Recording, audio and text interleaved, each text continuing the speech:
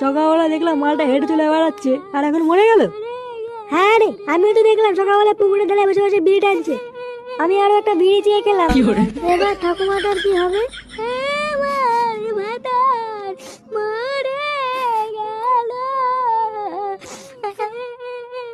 কালকে ছেলেটা মরলো তাহলে। গুড মর্নিং 2.5 টাকা পেতাম, বাড়া না দিয়ে মরে গেল।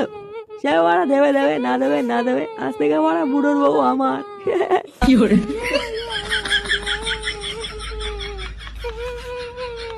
বলে গেল? ও যা বলে বলুক গিয়ে, ছাড় বাড়া। এই বালটা মনে হচ্ছে হার্ট ফেল করেছে, শিওর। রাতে